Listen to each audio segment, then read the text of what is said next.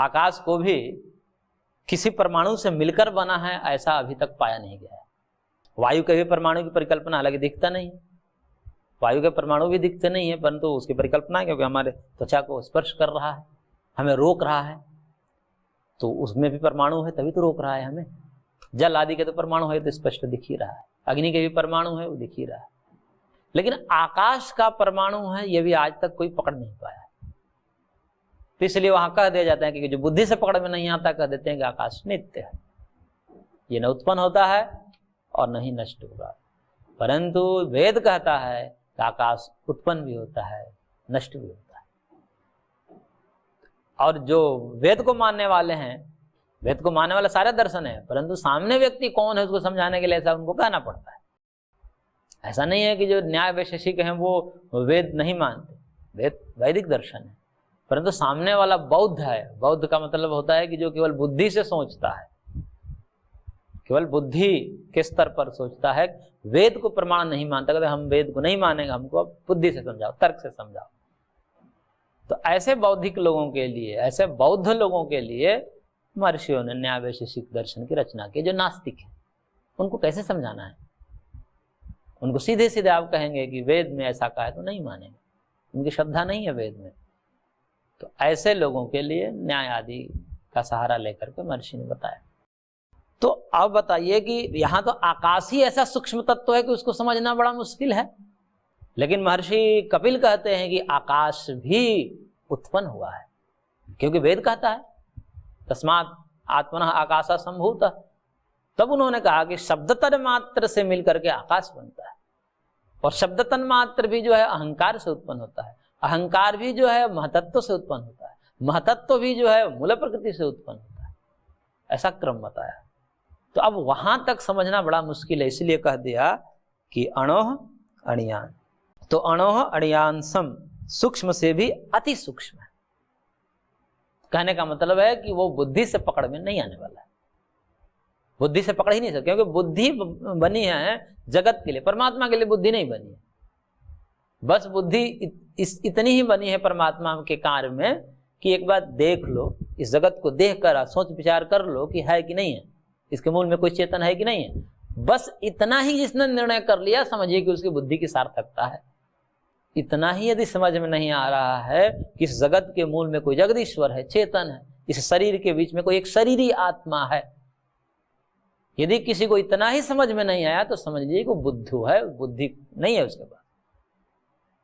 भगवान ने बुद्धि इसलिए दिया है कि इन जड़ तत्वों का विवेचन कर लो, और जड़ तत्वों का विवेचन करके इसके पीछे छुपा हुआ एक जो चेतन तत्व है उसको पहले बुद्धि से समझ लो कि नहीं ये तो है। यदि ऐसा नहीं है तो फिर ऐसा क्यों हो रहा है? ये सब जो है अन्वय और व्यतिरेक जो व्याप्ति बनाई जाती है दर्शन शास्त्रों में, वो ऐसा करके आप सब खूब चिंतन कर लो और अंत में निर्णय निकाल लो कि देह से अतिरिक्त एक देही है, शरीर से अतिरिक्त एक शारीर आत्मा है, जगत के पीछे जगदीश्वर है, जड़ के पीछे चेतन है।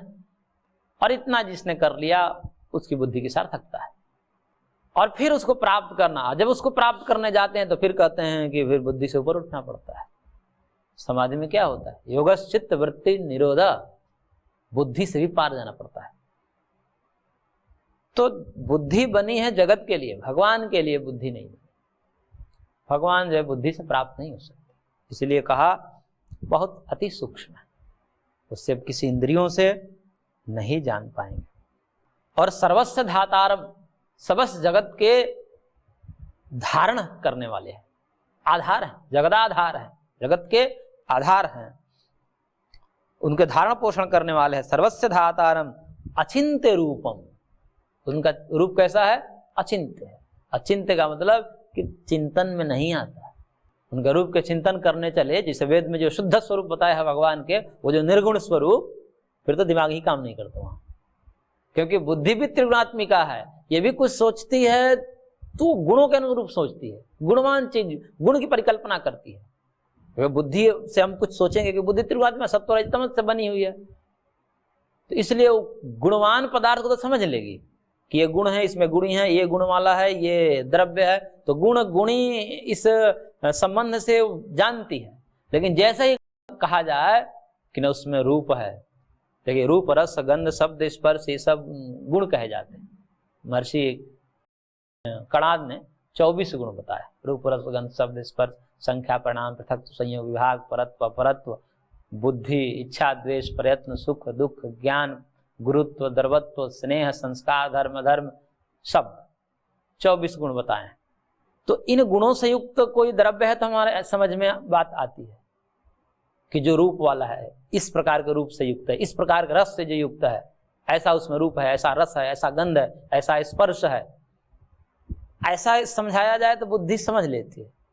लेकिन जब कहा जाए न रूप है उसमें, न रस है, न गंध है, न स्पर्श है, न शब्द है, अब वहां बुद्धि शून्य हो जाती है, वो समझ ही नहीं पाती आखिर क्या है, ऐसा तत्व कैसा है, और बुद्धि के पकड़ से बाहर आ जाता है। इसलिए वहां बुद्धि की पहुंच ही नहीं है, इसलिए समाधि में अंततः बुद्धि को रोकना पड़ता है कि तुमसे पकड़ के बाहर है वस्तु। जब तक तुम पकड़ने की कोशिश करोगी वो पकड़ में नहीं आएगा, इसलिए तुम बंद हो जा।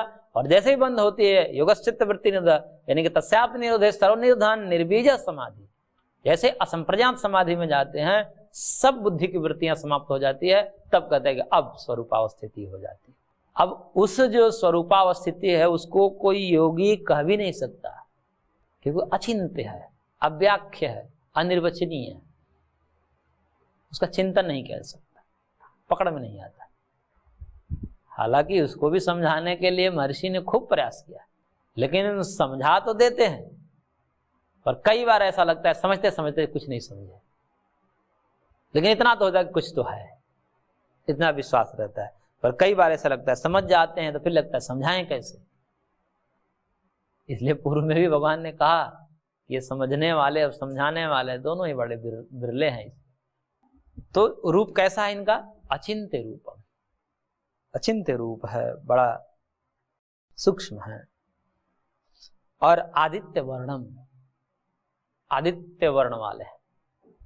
आदित्य मतलब सूर्य, सूर्य जैसे प्रकाशमान होता है, प्रकाश जहां पर अंधकार नहीं होता है, तो आदित्य वर्णम। और उसी को कह दिया तमसा परस्तात्। जब आदित्य वर्ण है तो दूसरा पक्ष ये आएगा कि तमसा परस्तात्, तमस से दूर है।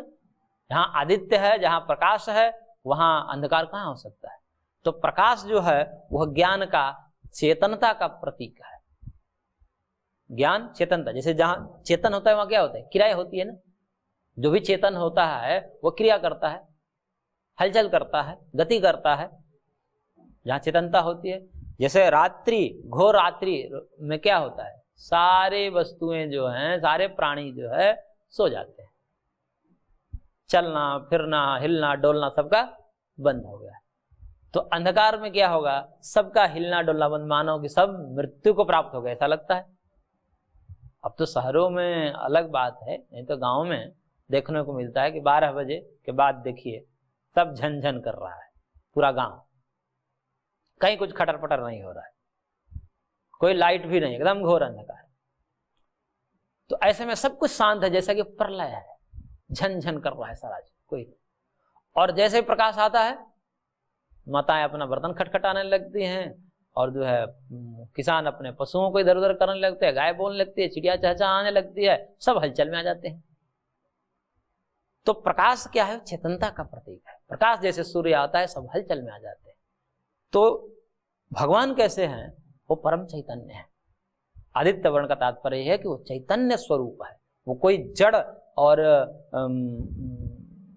ऐसे अज्ञान जिनमें है ऐसा नहीं। तो चेतन है, और चेतन, चेतन कहिए ज्ञान कहिए एक ही बात है। और तमसा परस्तात्, उनमें अज्ञान का, तमस का मतलब अज्ञान भी होता है, अज्ञान का, जड़ता का लेस मात्र भी नहीं, जड़ नहीं, उनमें कोई अज्ञान नहीं है, अविद्या नहीं है, उससे परे है। तो तमसः परस्तात्, ऐसे भगवान जो है तमस से परे। यह अनुस्मरेत, जो ऐसे दिव्य पुरुष का स्मरण करता है। और कैसे करते हुए? और फिर आगे कहना है प्रयाण काले मनसा चलेन भक्त्या युक्त युक्तो योग बलेन चैव भ्रुवोर्मध्ये प्राणमावेश्य सम्यक सतम परम पुरुषमुपैति दिव्यम। करें कि सभक्त्या युक्त प्रयाण काले, ऐसे दिव्य पुरुष का स्मरण करता हुआ और भक्त्या युक्त, भक्ति से युक्त होकर के, प्रेम से युक्त होकर के, भाव से विभोर होकर के, प्रयाण काले, अंत काल में, मृत्यु के काल में जो स्मरण करता हुआ, देखिए दो प्रकार से है इसमें। एक तो है कि सामान्य रूप से जो भगवान ने कहा कि तस्मात् सर्वेषु कालेषु मामनुस्मृत्य युध्यत, इसमें तो जो होगा कि स्मरण करते करते और उस भाव को, भगवान के भाव को विभोर होकर के प्राण त्याग दिया, वो भी प्राप्त हो जाएगा। एक दूसरी विधि है योग विधि, उस विधि का यहाँ पर वर्णन कर रहे हैं। योगी लोग ऐसा करते हैं, सामान्य भक्त व्यक्ति हो तो वो तो ऐसे ही कर देगा, भगवान का स्मरण करते करते शरीर त्याग देगा। लेकिन योगी लोग भिन्न प्रकार से करते हैं, उसी का यहाँ पर वर्णन कर रहे हैं। वो प्रयाण काल में क्या करता है, तो सब भक्त्या युक्त प्रयाण काल है, वह भक्ति से युक्त पुरुष जो है प्रयाण काल में योग बले न, योग बल से, क्योंकि योगी है, प्राणायाम आदि के द्वारा प्राणों पर संयम करता है, प्राणों पर विजय जिन्होंने प्राप्त कर लिया है वो ऐसा करता है। उसके अंदर इतना सामर्थ्य आ जाता है, प्राणों को इतना वश में कर लेता है, पांचों प्राणों पर, प्राण समान, व्यान, उदान, इन सब प्राणों पर जिन्होंने विजय प्राप्त कर ली, उसको इतना सामर्थ्य हो जाता है कि जब चाहे तब अपने शरीर से प्राण को निकाल सकता है, यहां तक अधिकार कर लेता है। तो वो व्यक्ति कैसे करता है कि जो भक्ति युक्त पुरुष है वो भी भक्ति है, क्योंकि योगी भी भक्ति ही होता है। तो सब भक्त्या युक्त प्रयाण काले योग बलेन, योग बल से क्या करता है, भ्रुवोर मध्य प्राणम सम्यक आवेश्य, इन भ्रुवों के मध्य में प्राण को सम्यक रूप से आविष्ट करके, लगा करके, यहाँ पर पूरे प्राण को यहाँ पर लगाया, प्राण को खींच करके लाया वहां पर भ्रिकुटी में, और वहां पर स्थापित करके अचलेन मनसा, अब मन को अचल कर दिया, क्योंकि प्राण जब कंट्रोल में होता है तो मन अपने आप स्थिर हो जाता है। मन दौड़ता है प्राण के दौड़ने से, और मन निरुद्ध होता है प्राण के निरुद्ध होने से। इसलिए प्राणायाम की विधि का खोज महर्षियों ने किया कि प्राण जब तक हलचल में होगा मन हलचल में आएगा, और मन को जो हलचल से रोकना है तो प्राण को रोक दीजिए। इसलिए प्राणायाम करके पहले उसको जो है प्राणों पर संयम करते हुए दीर्घ करते हैं, फिर सूक्ष्म करते हैं, दीर्घ और सूक्ष्म। पहले प्राण को लंबा करेंगे तो उनका प्राण योगियों का लंबा होता है, फिर धीरे धीरे सूक्ष्म हो जाता है। तो दीर्घ और सूक्ष्म करके और फिर जो है वह प्राणों को विजय प्राप्त करते हैं। और फिर जैसे ही प्राण को भ्रिकुटी में करेंगे तो मन अपने आप अचल हो ही जाएगा। चले वाते चलम चित्तम निश्चले निश्चलम भवेत, तो प्राण के चलने पर मन भी चलता है, प्राण के निश्चल होने पर मन भी निश्चल हो जाता है। तो जब प्राण को ही यहाँ भ्रिकुटी पर लेकर खींच कर आए तो मन भी वहां अपने आप लग ही जाता है। और अचलेन मनसा, अचल मन से, निश्चल मन से, अब वो मन कहीं और नहीं डोल डाल कर रहा है, बस स्थिर हो गया। और तम दिव्यम परमम पुरुषम उपैति, उसका स्मरण करते फिर उस भ्रिकुटी में प्राण को लाया, फिर मन को भी वहां टिकाया, अचल किया, स्थिर किया। जैसे दीपक, निर्वात में दीपक की उपमा जैसे दिया महर्षि ने, भगवान ने पूर्व में, कि उस प्रकार से स्थिर कर दिया। और फिर स्मरण करते हुए, भगवान का ध्यान करते हुए, और फिर शरीर का त्याग कर दिया। तब भगवान कह रहे हैं कि तम दिव्यम पुरुषम उपैति, तो वह योगी उस दिव्य पुरुष को प्राप्त होता है। ये विधि है। और वो दिव्य पुरुष जिसको वेद को जानने वाले लोग ने क्या कहा है, यदक्षरम वेद विदो वदन्ति विशन्ति यद्यतयुस्वीतरागाः यदिच्छन्तो ब्रह्मचर्यं चरन्ति तत्ते पदम संग्रहेण प्रवक्षे। करेंगे वेद विदः यत् अक्षरम वदन्ति वीतरागाः, जो वेदविद हैं, वेद को जानने वाले, वेद के रहस्य को समझने वाले, जिस अक्षरम वदन्ति, जिस परमात्मा को, जो दिव्य पुरुष अभी कहा जिनको, उस दिव्य पुरुष को अक्षर शब्द से कहते हैं। वो अक्षर है, अविनाशी है, ऐसा वदन्ति। वेदविद लोग, वेद के जानकार लोग, वेदज्ञ लोग उसको अक्षर कहते हैं। वीतरागा यतयः यत् विशन्ति, और वीतरागी जो सन्यासी है जिसमें प्रविष्ट करते हैं। और यत इच्छन्तः ब्रह्मचर्यम चरन्ति, और जिसकी इच्छा के लिए, जिसकी प्राप्ति के लिए ब्रह्मचारी लोग ब्रह्मचर्य जैसे कठिन साधना को करते हैं, जिसके लिए तत्पदम ते संग्रहेण प्रवक्ष्ये। अब भगवान कह रहे हैं कि उस तत्व को जिसको वेदज्ञ लोग अक्षर कहते हैं, वीतराग सन्यासी जिसमें प्रविष्ट करते हैं, ब्रह्मचारी जिसके लिए ब्रह्मचर्य करता है, ऐसे उस एक तत्व को, एक अक्षर तत्व को मैं संक्षेप में अब कहूंगा, सावधान होकर सुनो, कि उस एक तत्व को मैं संक्षेप में संग्रहेण प्रवक्ष्ये, मैं संक्षेप में कहूंगा, ध्यान से सुनना। तो आगे कह रहे हैं भगवान, सर्वद्वाराणि संयम्य मनो हृदय निरुध्य च मूर्ध्न्याधायात्मनः प्राणम आसितो योग धारणाम। कह रहे हैं भगवान कि सर्वद्वाराणि संयम्य च मनः हृदय निरुध्य, सब दरवाजों को संयम करके, द्वार क्या है? इंद्रियां ही द्वार हैं, आंख कान नाक जीभ त्वचा वाक पाणी पाद पायु उपस्थ, तो ज्ञान इंद्रिया और कर्म इंद्रिया यही सब द्वार हैं। इन्हीं इंद्रियों को क्या करके? संयम में रोक करके, यानी कि बाहरी विषयों से रोक करके। मन हृदय निरुद्ध, मन को हृदय में निरुद्ध करके, मन को हृदय में समाहित करके, प्राणम मूर्धनि आधाय, प्राण को मूर्धा में ले जाते हैं योगी लोग। ये सब योग विधि है, योगियों के लिए ये सब है। तो प्राणम मूर्धनि आधाय, प्राण को मूर्धा में ले जा करके आत्मनः योग धारणम आस्थितः, और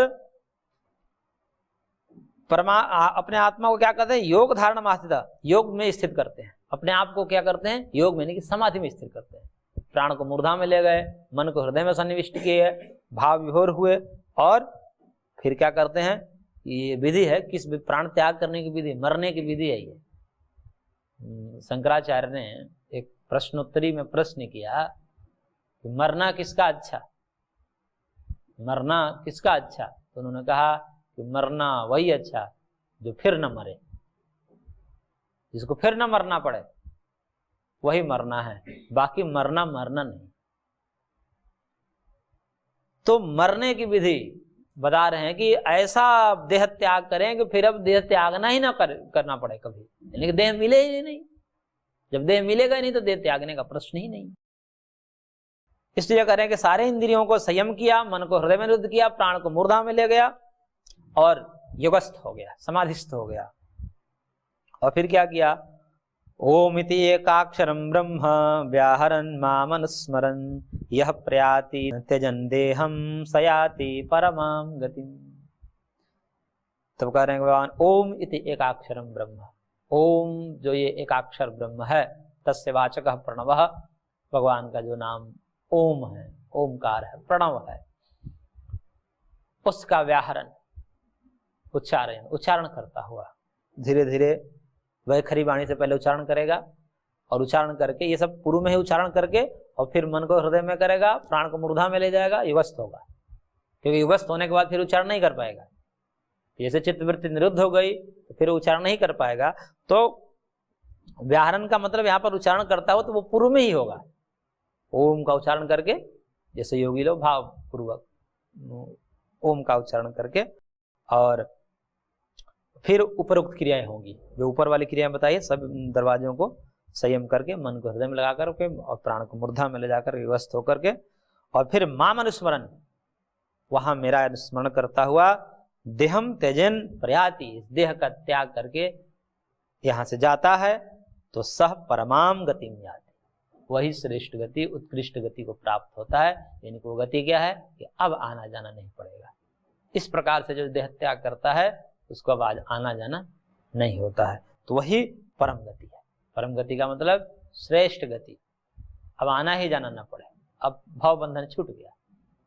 तो इस प्रकार से जो है योगी लोग अपना देह त्याग करते हैं तो मेरे को ही प्राप्त होते हैं।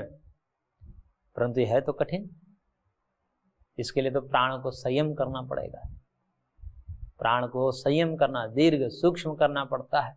और भी जो है प्राण अपान, व्यान, उदान, समान। तो उसमें उदान तो है जो सबसे महत्वपूर्ण, यहाँ पर उदान प्राण पर विजय जो प्राप्त करता है, उदान जया जल पंख कंटकादिस्वसंग उत्क्रांतिश्च।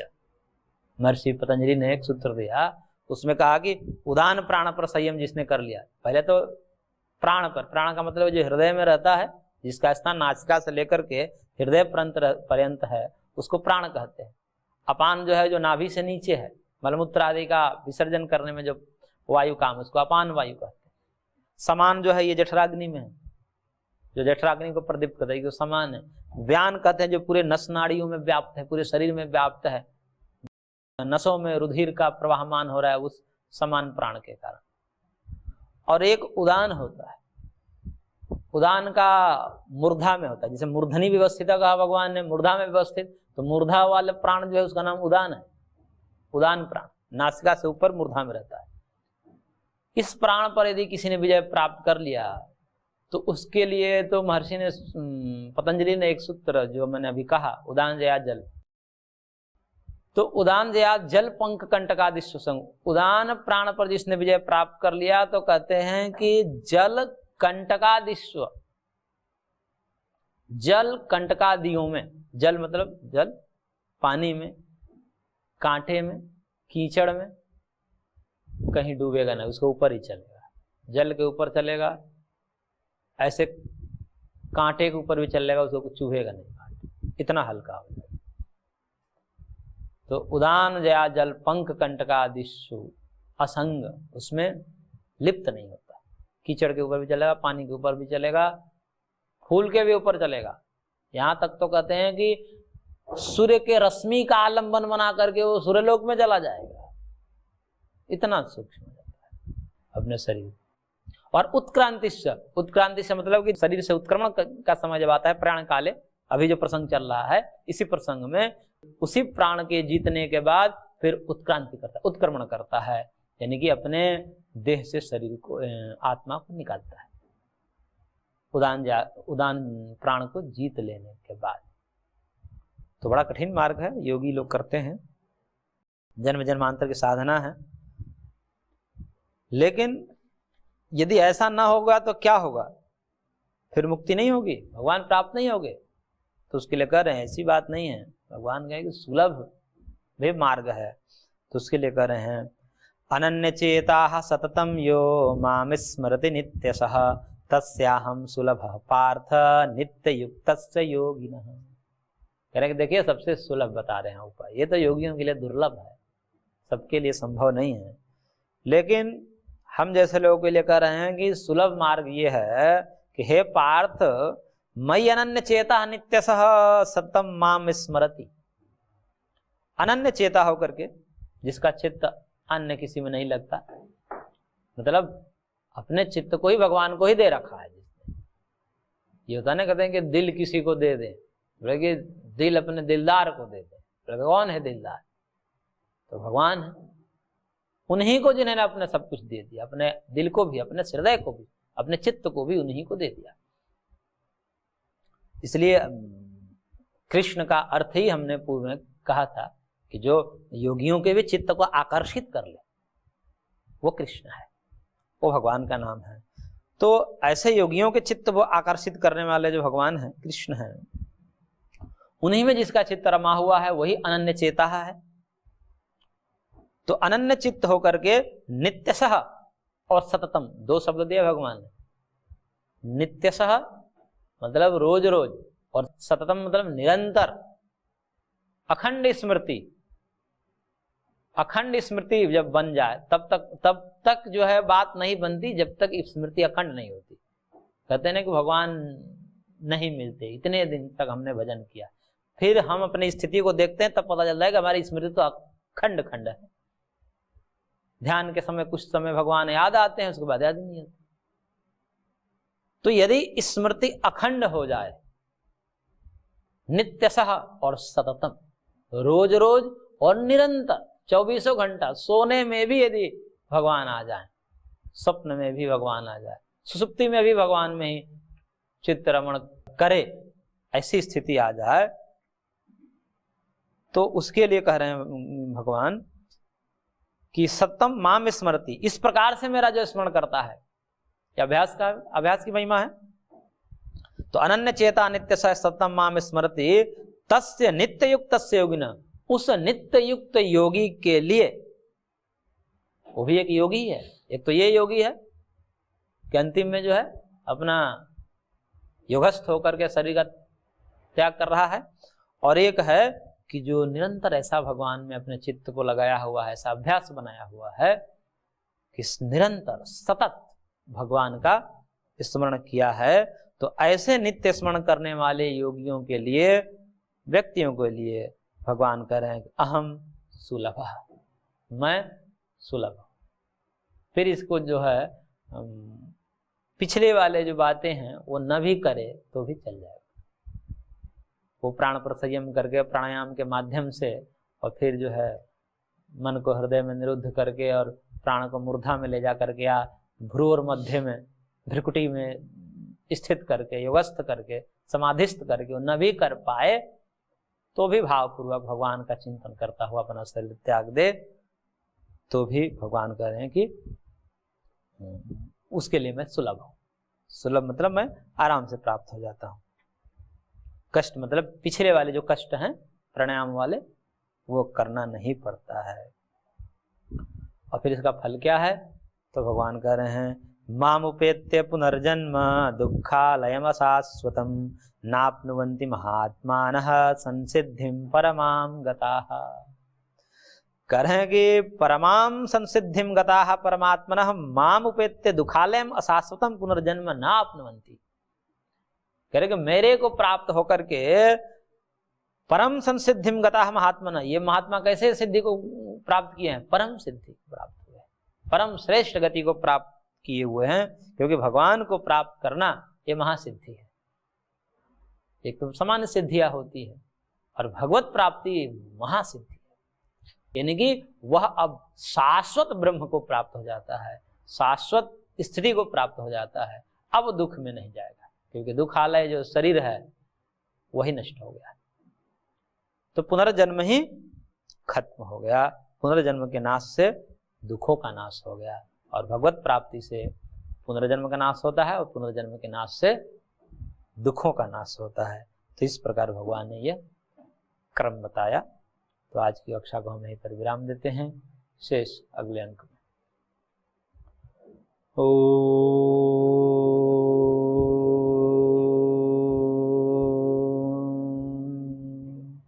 शांति शांति शांति।